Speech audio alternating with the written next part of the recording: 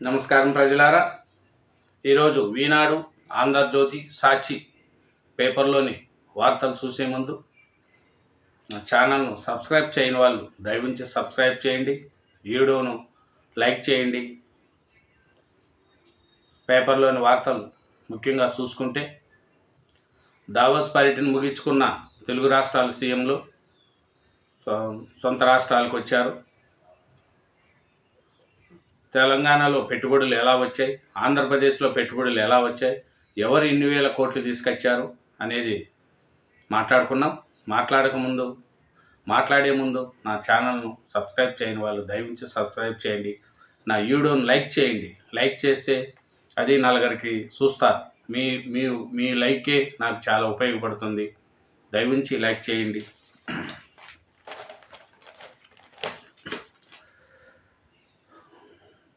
డబ్బుల కోసం కిడ్నాప్, దొరికిపోతామని దారుణ హత్య. హైదరాబాద్లో పాన్ మసాలా వ్యాపారి అపహరణ. కారులో తీసుకెళ్తూ డబ్బు డిమాండ్ చేసిన నిందితులు 15 లక్షలు అకౌంటుకు బదిలీ చేసిన వదలని వైనము. కారులోనే ఖమ్మం జిల్లా కాసుమంచి వచ్చి అక్కడ హత్య. దాదాపు వారం రోజుల తర్వాత వెలుగులో ఘటన. నిందితుల్లో ఒకరు పాన్ మసాలా వ్యాపారి వద్ద సబ్ డీలర్. చూడండి, డబ్బుల కోసం కిడ్నాప్ చేసి పాన్ మసాలా వ్యాపారి అంట ఆయన చంపేశారంట. సన్యాసినిగా మమతా కులకర్ణి. కిన్నెర అఖాడాలతో చేరిన మాజీ హీరోయిన్ శ్రీయమాయి మమతాగా నందిగిరిగా పేరు మార్పు. మహామండలేశ్వరగా నియామకం. కుంభమేళలో పూజలు నిర్వహించిన మమత మహాదేవుడి ఆదేశాల్లోనే భక్తి మార్గమని ఎల్లడి. చూడండి, హీరోయిన్గా ఇచ్చింది, ఇప్పుడేమో ఆమె భక్తురాలుగా మారిందంట. 20 లక్షల ఇండ్లు ఇవ్వండి, 20 లక్షల ఇండ్లు ఇవ్వండి.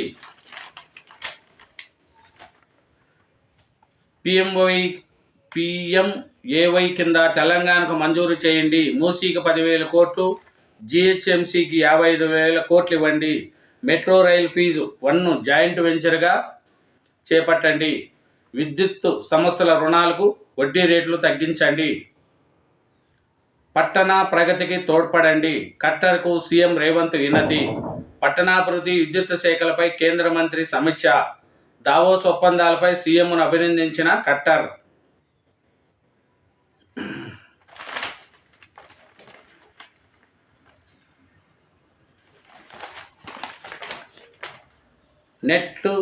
నెట్టు భవనాన్ని కూల్చాల్సిందే. జూబ్లీహిల్స్లో నిర్మాణంలో తీవ్ర ఉల్లంఘనలు, తక్షణమే సరిచేయాలని జీఎఫ్సీ కమిషనర్ ఉత్తర్వు.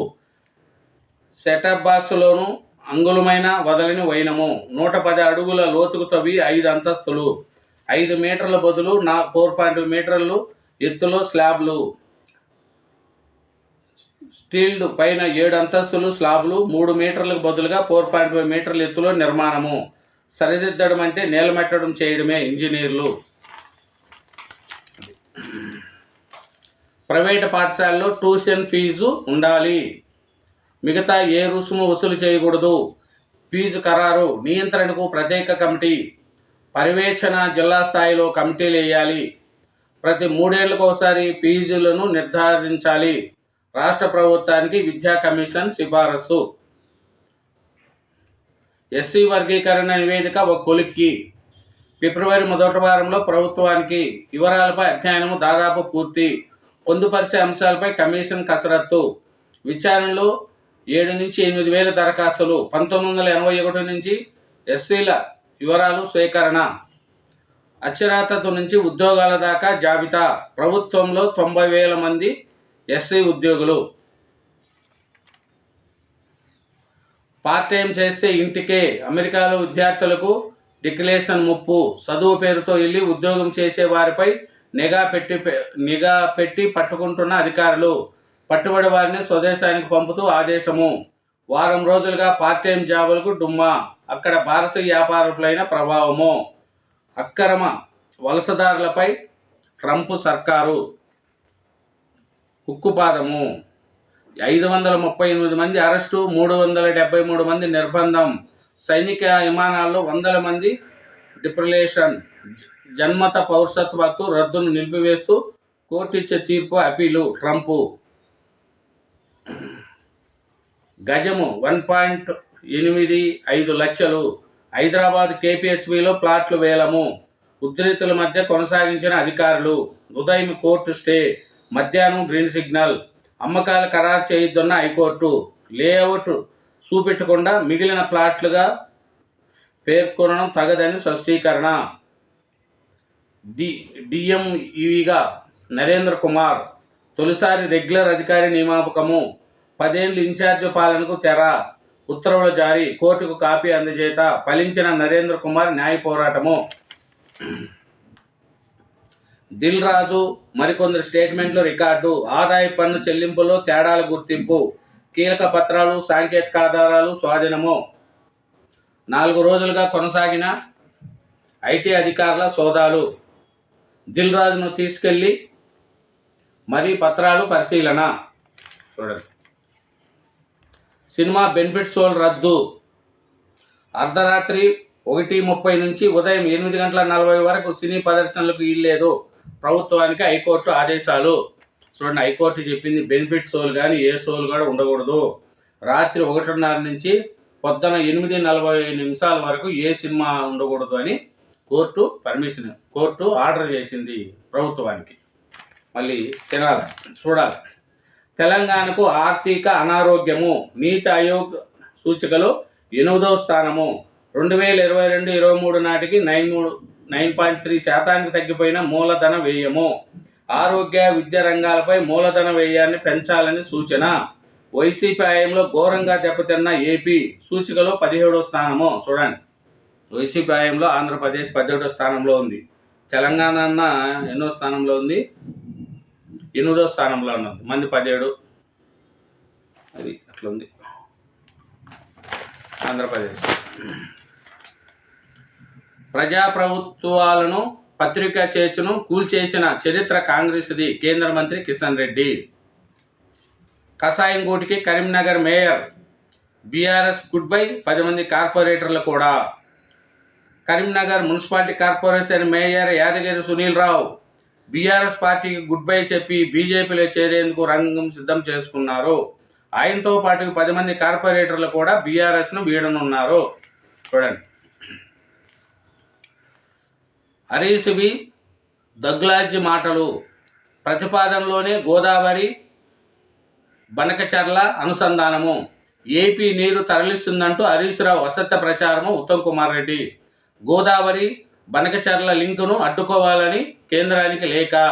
ఈ హరీష్ రావు గారు బీఆర్ఎస్ వాళ్ళకు ఎంతసేపు ఆంధ్రప్రదేశ్ ఇట్లా తీసుకుపోతుంది, ఏపీ ఇట్లా ఇంకా మీ సెంటిమెంట్ పని చేయదండి హరీష్ రావు గారు. ఇంకా ఆ రోజులు పోయినాయి. ఏదైనా డెవలప్మెంట్ చేస్తే ఉంటుంది కానీ ఇంకా పక్క రాష్ట్రాలు ఈ రాష్ట్రాల గురించి మాట్లాడితే ఉండదు.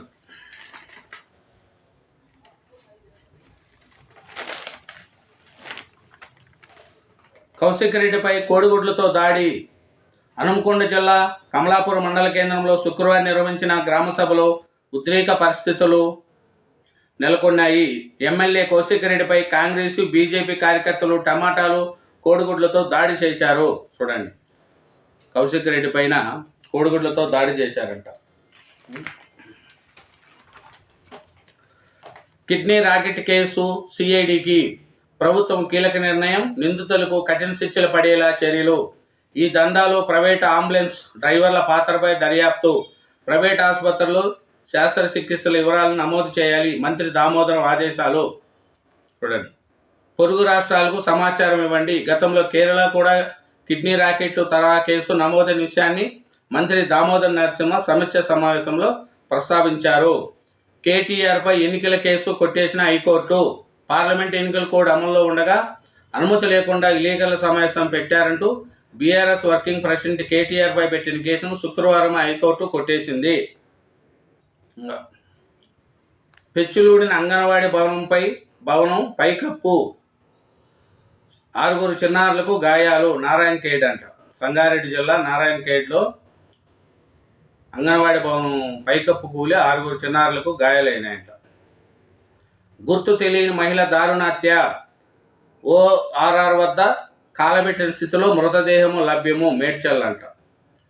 బాలికకు సిజరీన్ చేసి బిడ్డను అమ్మేసి గజ్వాల ఆసుపత్రిలో ఆర్ఎంపీ నిర్వాహకము. చూడండి, వైద్య ముసుగులో ఒక ఆర్ఎంపీ చట్ట వ్యతిరేక కార్యకలాపాలకు పాల్పడారు. ఒక బాలిక గర్భం దాల్చితే ఆమెకు సిజరీన్ చేసి పుట్టిన బిడ్డను అమ్మేశాడు.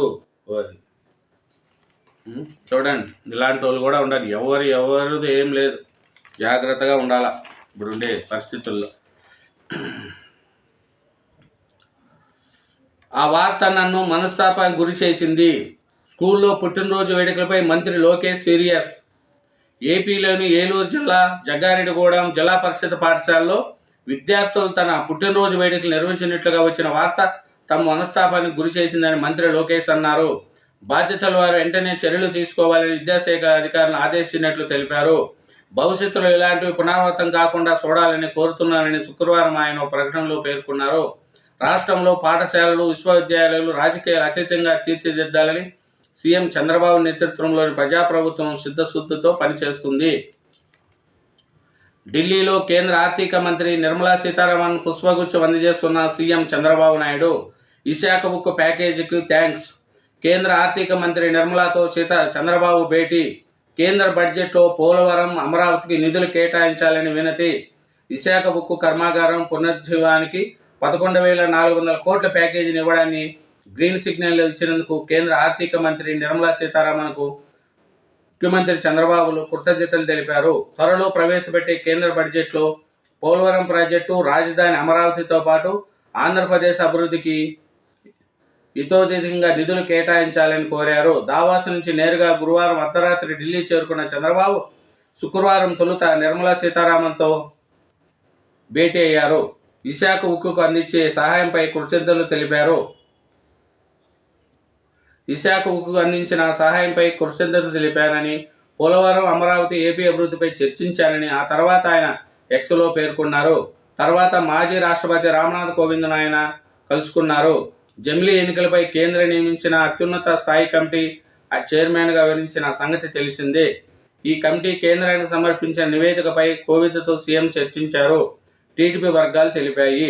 ఈ భేటీలో ఆయన వెంట కేంద్ర ఉక్కు శాఖ సహాయ మంత్రి శ్రీనివాస్ వర్మ, టీడీపీ ఎంపీ సానా సతీష్, మాజీ ఎంపీ కమ్మబాటి రామ్మోహన్ రావు ఉన్నారు. కాగా రానున్న బడ్జెట్లో సోమవారం పోలవరం, అమరావతితో పాటు రాష్ట్రంలోని పెండింగ్ ప్రాజెక్టులకు, కొత్త ప్రాజెక్టులకు పెద్ద ఎత్తున నిధులు కేటాయించాలని కోరినట్లు మంత్రి శ్రీనివాస్ వర్మ తెలిపారు. ఇండోనేషియా మంత్రితో చంద్రబాబు భేటీ. ఇండోనేషియా ఆర్థిక మంత్రి బుడి సాదిక్తోనూ సీఎం చంద్రబాబు భేటీ అయ్యారు. జ్యూరిచ్ నుంచి ఢిల్లీ చేరుకున్న ఆయన విమానాశ్రయ ప్రాంగణంలోనే మంత్రితో సమావేశమయ్యారు. ఈ సందర్భంగా పలు అంశాలు చర్చించారు. చూడండి,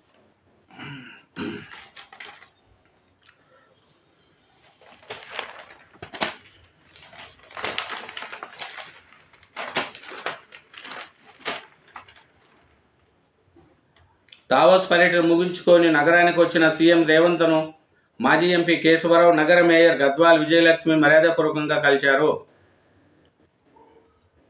అనుమతి లేని ప్రైవేట్ ఆసుపత్రులపై చర్యలు తీసుకోండి. వైద్య అధికారులకు కలెక్టర్ అనుదీప్ దూర్శెట్టి ఆదేశము. కేసు నుంచి తప్పించుకునేందుకు లంచము, ఇన్స్పెక్టర్ అరెస్ట్. కేసు నుంచి పేరును తొలగించేందుకు లంచం తీసుకున్న ఇన్స్పెక్టర్ను ఏసీబీ అధికారులు అరెస్ట్ చేశారు. సాయినాయుత్ గంజ్ ఇన్స్పెక్టర్గా పనిచేస్తున్న ఎల్ బాలు చౌహాన్ గతంలో మిస్సింగ్ కేసులో పేరును తప్పించేందుకు బాధితుడి నుంచి 1,50,000 లంచం డిమాండ్ చేసి 50,000 తీసుకున్నారు. సినీ ప్రముఖుల నుంచి ఏం స్వాధీనం చేసుకున్నారో చెప్పాలి. హైకోర్టు న్యాయవాది శ్రీనివాసరెడ్డి.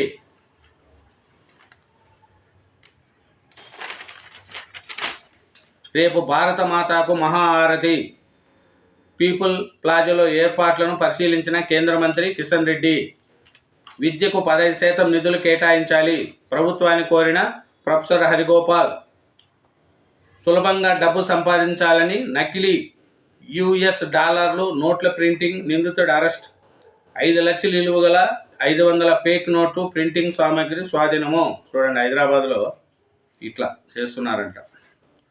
సభ్యత నమోదుకు విశేష స్పందన. కాంగ్రెస్ పార్టీ సనత్నగర్ ఇన్ఛార్జి కోట నీలిమ.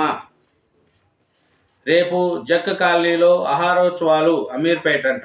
సనత్నగర్లోని జక్ కాలనీలో 26న సాయంత్రం ఆహారోత్సవాలు నిర్వహించేందుకు ఏర్పాట్లు చేశారు. దొంగిలించిన కారులో వెళ్తూ చైన్ స్కాన్స్.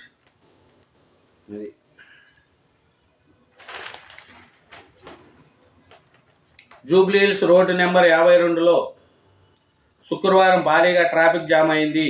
దీంతో వాహనదారులు తీవ్ర ఇబ్బందులు పడారు. ఆ రహదారిలో తరచూ ఇలాంటి పరిస్థితి తలెత్తుతుందని సంబంధిత అధికారులు స్పందించి సమస్య పరిష్కారానికి చర్యలు తీసుకోవాలని వాహనదారులు కోరారు. అది ఇంకేముండే. ఆదానికి శ్రీలంక సర్కార్ షాక్. విద్యుత్ కొనుగోలు ఒప్పందం రద్దు. చూడండి, అన్నీ ఆదానికి మొత్తము వస్తున్నాయి. అడిగిన రుణంలో కేంద్రం కోత. 2,500 కోట్లు తీసుకోవాలనుకుంటే 18 కోట్లు అప్పునికే అనుమతి.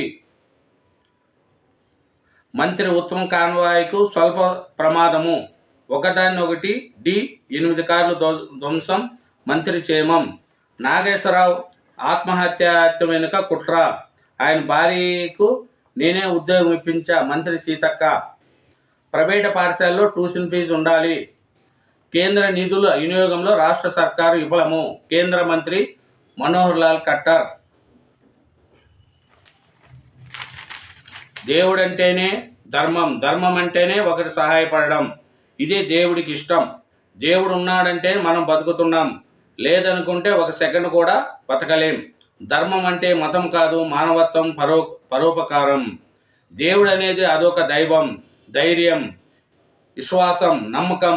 ఒకరి సహాయం చేయాలని దేవుడు కోరుకుంటారు. నేను దేవుని నమ్ముతాను లేదా భక్తి ఉందా లేదా అని చర్చకు పోను. శ్రీ శ్రీ మాధవానంద సరస్వతి స్వామీజీ సమక్షంలో టీపీసీసీ వర్కింగ్ ప్రెసిడెంట్ జగ్గారెడ్డి ఆసక్తికర వ్యాఖ్యలు. చూడండి.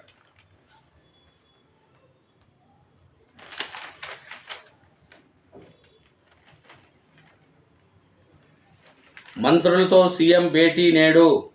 సీఎం రేవంత్ రెడ్డి శనివారం అందుబాటులో ఉండే మంత్రులు, ఉన్నతాధికారులతో సమావేశం కానున్నారు. 26వ గణతంత్ర దినోత్సవ సందర్భంగా ప్రభుత్వం ప్రతిష్టాత్మకంగా అమలు చేయనున్న పథకాలపై సమీక్ష చేయనున్నారు. రైతు భరోసా, ఇందిరమ్మ, ఆత్మీయ నేస్తం, ఇందిరమ్మ ఇండ్లు, రేషన్ కార్డుల పంపిణీ పథకాలను విస్తృతంగా ప్రజల్లోకి తీసుకెళ్లడంపై చర్చించే అవకాశం ఉంది. ఇదేనండి. Thank you very much. నా ఛానల్ను సబ్స్క్రైబ్ చేయండి. వీడియోను లాస్ట్ వరకు చూడండి. Thank you.